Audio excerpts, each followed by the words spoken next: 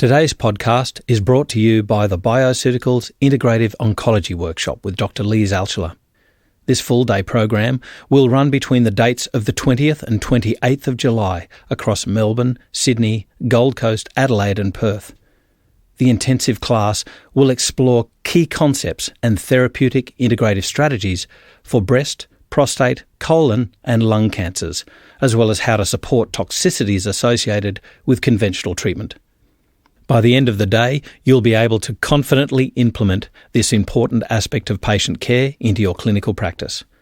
For more information and to register for this critical event, please visit the Bioceuticals website at bioceuticals.com.au.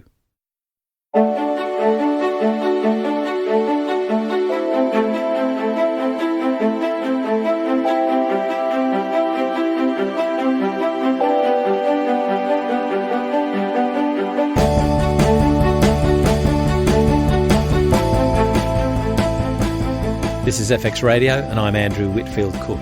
With me on the line today is Dr. Kylie Dodsworth, who hails from Adelaide, where she runs her own busy integrative health centre and who specialises in nutritional medicine, bioidentical hormone replacement and mind-body medicine.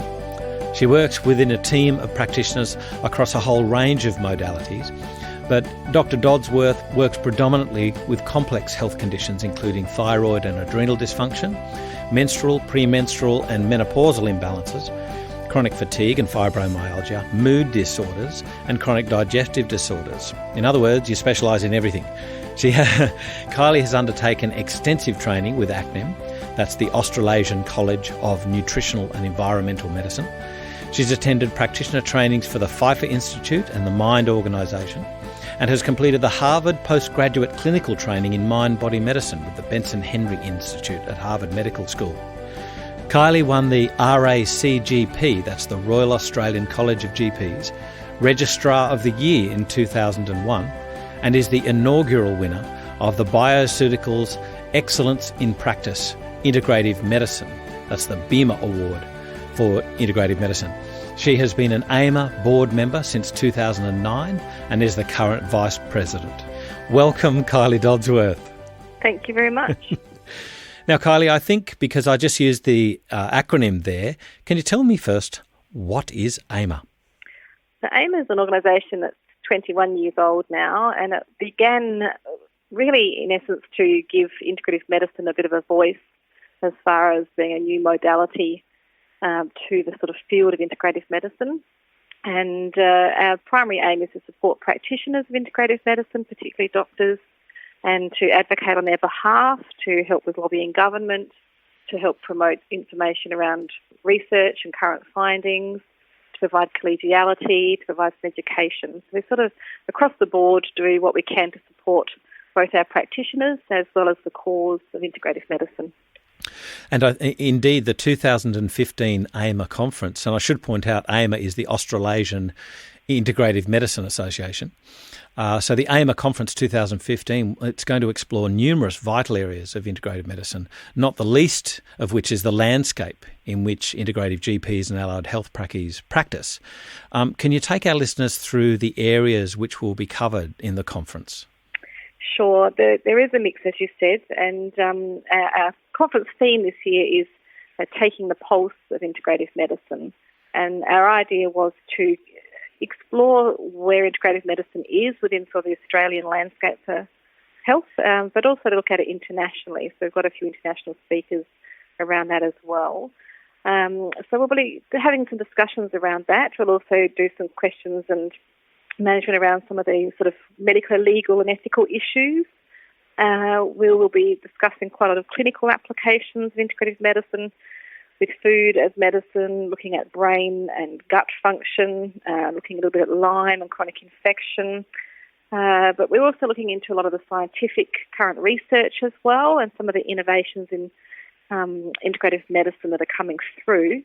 And then finally we're doing an overview of how individual practitioners can start to contribute case studies and caseload information to generating data for published research so that we can start to have a real bank of information and help, again, promote evidence-based medicine in this field. So that's an exciting new development as well. And indeed, I think that's the interesting thing, because I'm a nurse, and when I was a normal registered nurse, I didn't believe in complementary medicine one iota.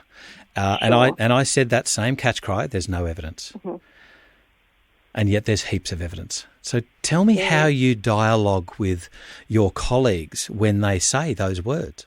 It can be tricky. It depends on which colleague it is and how open they are. I guess it depends. We try to go into more clinical context if we can around, what area you're interested in knowing more about, and then we can certainly point them in the direction if they're interested in where to find some more information.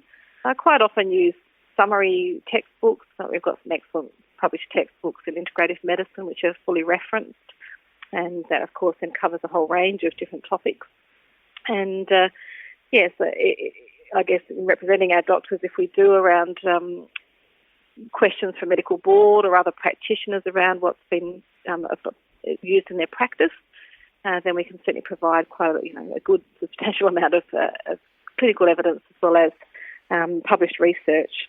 So it's tricky because there's a huge amount of information out there. And I have to say there can be a degree of frustration when I hear that catch cry now. And I just say it means that you haven't seen the evidence. It doesn't mean the evidence doesn't exist. That's right. And indeed, I was one of them. You could have shoved any piece of paper under my nose, and I was just arrogant and ignorant back then. Now I'm not so ignorant. But what made you turn the corner? Well, it was a health issue. I was using the stuff and quite sceptical, wasn't working, and then got proper directions into therapeutic dose. And that's when I went, holy cow, this really works. So I turned the corner in a day. Yeah. And it was it was really quite mind-boggling to me. And that's when my thing opened up for you. But let's talk about you. What about your journey into integrative medicine? I mean, you're a doctor. Tell me what changed.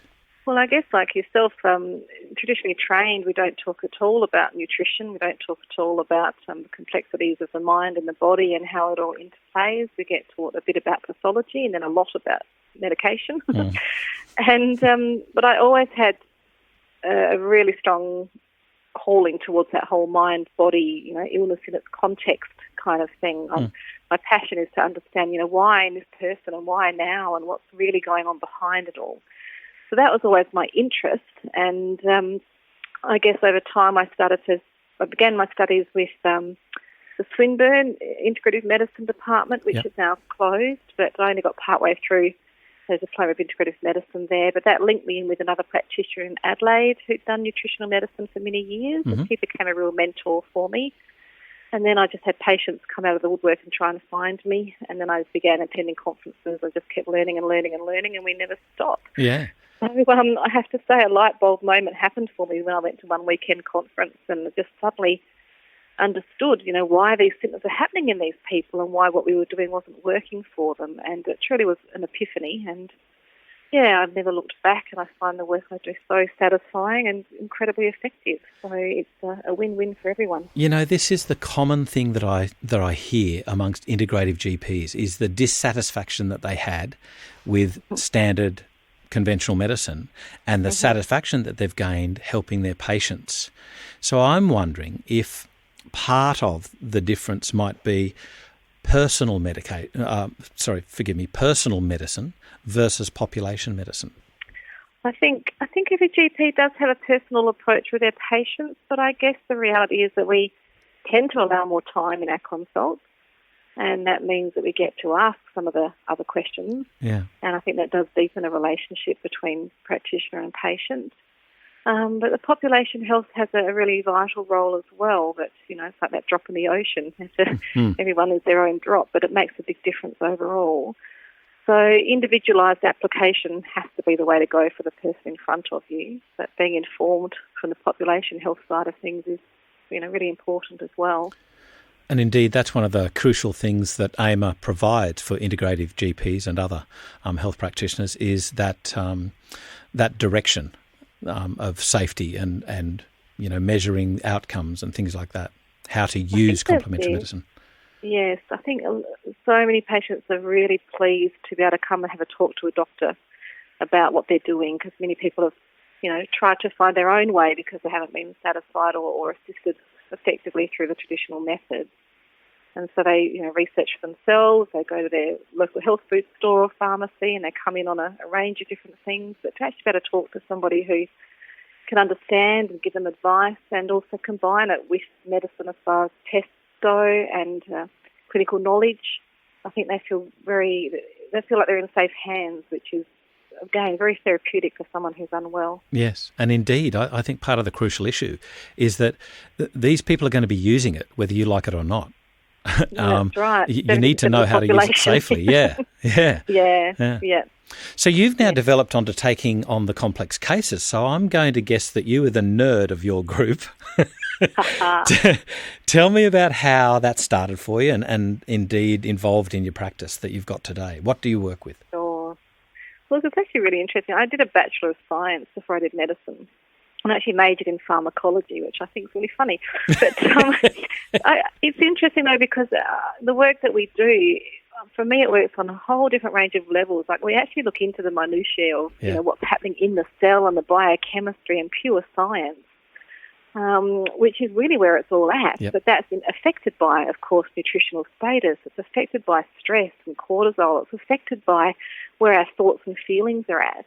And so there's so many different levels that we work at with people that it's just really exciting. So, so I think the complexity is really the fact that, the body has incredible capacity to heal itself, and with basic measures, be they medical and or nutritional, a lot of people can get back onto a path of wellness unless they're really stuck. So they tend to be the ones that seek us out, is that they haven't had success with their own self-management or they haven't had success with their medical management.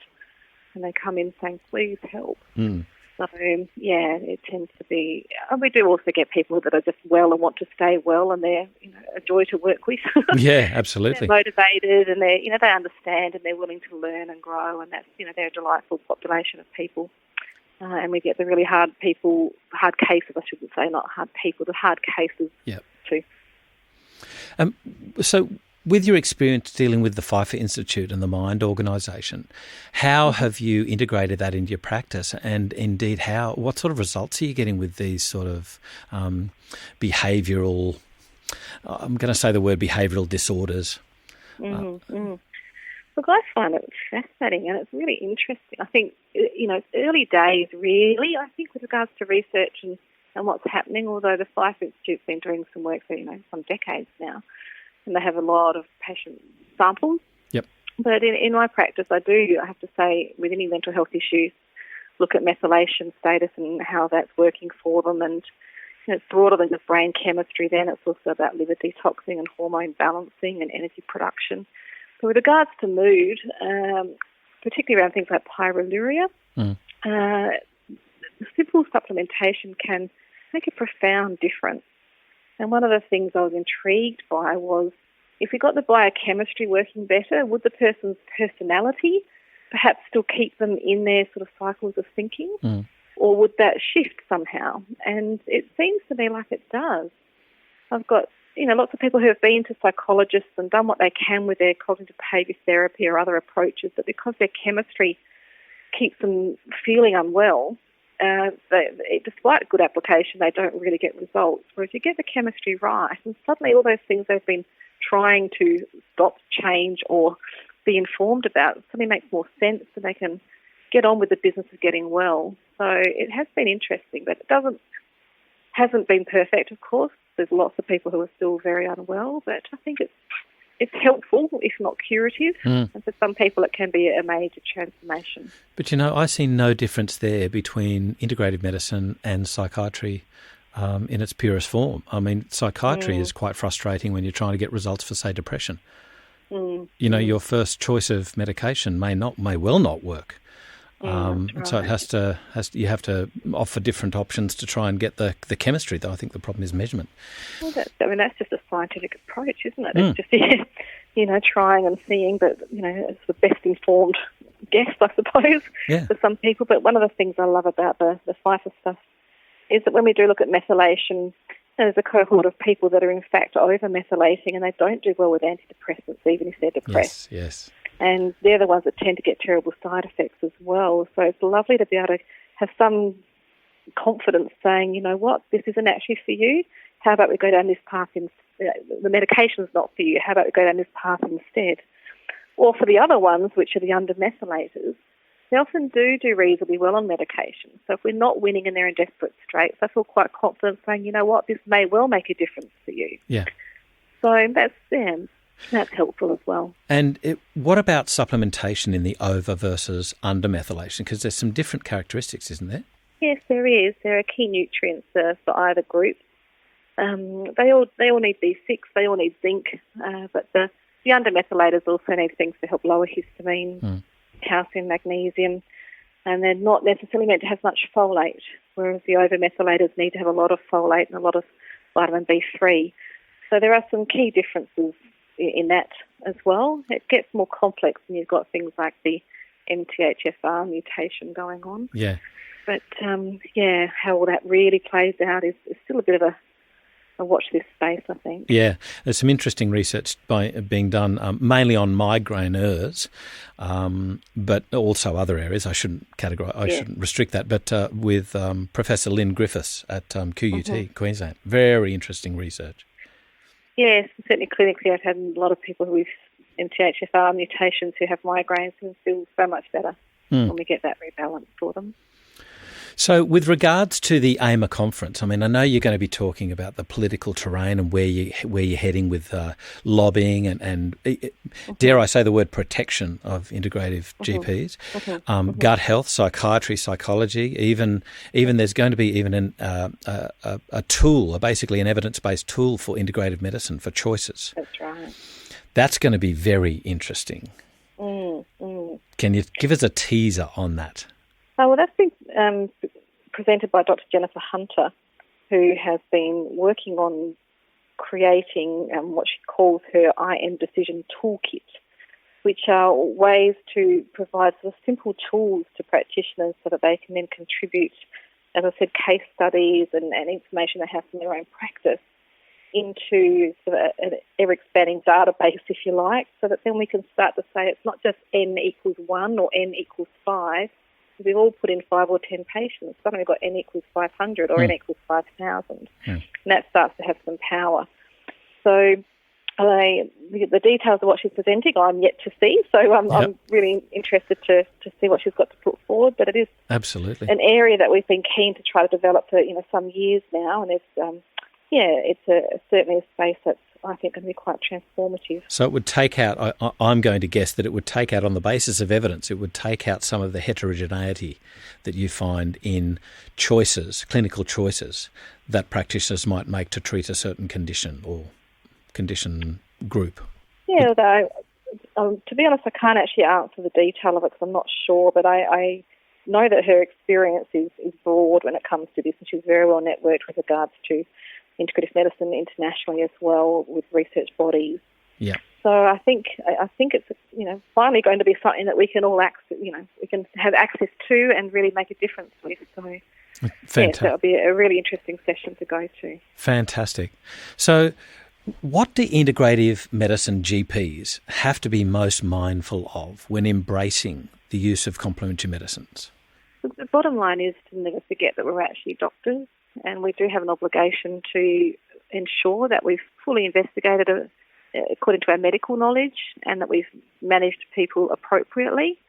And that doesn't mean we have to use medications, but it means we need to be mindful that we're not missing things because we've gone straight to a natural solution. Yeah.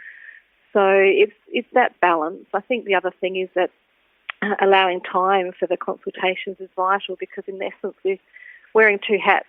We have to do the medical side and we have to do the integrative medical side, so it takes time. It takes time to take a proper history. It takes time to talk about different options for treatment. We could go down this path. We could go down this path. We could have this blend happening. And informed consent, when we're working sort of outside the realms of what we normally do in medicine, we have to make sure that we have documented that we've informed our patients that this is not the standard practice, that this is the reason why we do it this way. Are you happy and prepared to go down this path? So. Well, to me, it's all got to do with the safety of the patient. Of course, that's right. At the end of the day, do no harm. Or as little harm as you can do with the therapies available. I think it's a little bit hard with chemotherapy, but... yeah, that's right. Kylie... That's the pros and cons, yeah. Yeah. Kylie, just lastly, a call to action. What do you think integrative medicine practitioners, your colleagues, are going to get most out of attending the 2015 AIMA Conference? The feedback we get back every year is actually just that wonderful sense of collegiality, being able to be with other people who get us. The people will often work in quite isolated situations, and to be in a room full of people who actually sing from the same hymn book is just a really warming experience. So I think that's always the number one thing that people say, is it's just great to be with other practitioners, to be able to talk to them. Yeah. So that's, we love to be able to offer that. And, we sort of say our conference has the heart of medicine within it as well. So it's not pure intellect. It's really about that heart of the medicine with working with our patients, but also with each other. So I think that's always the primary thing. But beyond that, it's a real choice, I think, with regards to whether people want to come and learn about the new and exciting scientific developments that are happening, or whether they want to have pure clinical application, or whether they are interested more in the landscape, as we've said. And I was speaking to somebody just yesterday about it, and they said, but will I know what to do when I come away? Will I learn about how to use this particular nutrient or that particular nutrient? And I said, we have to take our own personal responsibility to get what we want from a conference. If you don't feel you have had that answered, put your hand up in the question time. Go and speak to them afterwards. Speak to the colleagues in the room. So there's a wealth of information available. It's up to us to pull from that what we most need for ourselves. Yeah. So, yeah. And I'm going to put another plug in for, to me, it's a base vital ingredient for any integrative medicine practitioner, and that's to have on hand Herbs and Natural Supplements, an evidence-based guide by Leslie Braun and Mark Cohen. Yes, that's right. We've got some brilliant Aussies, haven't we? Who've done amazing work. Absolutely. And even for sceptical practitioners, or indeed those people that don't want to venture in but want to know that what the patient might be taking is safe or unsafe, or is it going to interact, have that on hand. It was actually voted as one of the 4 best places to find unbiased information for general GPs, and that was by National Prescribing Service. So yeah, brilliant. It's great stuff. Yeah, that's right. And again, I guess that's for doctors that don't do integrative medicine, that's always the thing they want to know is what's safe, what's not safe. And if they've got good tools at their fingertips, hopefully they're less likely to say just stop it all, or it's just expensive urine, which is what you hear so often. It's more like, actually, I can see that's fine. I can still prescribe what I need to, and you can still take that. That's fine. Yeah. So, I love the axiom, it can't work and it's also dangerous. Hang on. I know. How can you have it both ways? But they like to try. So. Only knowledge and attending the AIMA conferences will enlighten them. So exactly. So all are welcome. Dr. Kylie Dodsworth, I could speak to you for hours, and indeed I would love to pick your brains again, because there's some things that you really passionately take on that are of particular interest to me, like the thyroid and adrenal dysfunction, the hormonal imbalances. I'd love to have you on the show at a later stage and investigate that with you. Is that cool? Yeah, I'd love to. Great. Thank you so much for joining us today and for taking us through what the AIMA conference will help people with, but also your particular interest and speciality with integrative medicine. You're very welcome. It's been a pleasure. Thank you. This is FX Radio. I'm Andrew Whitfield Cook.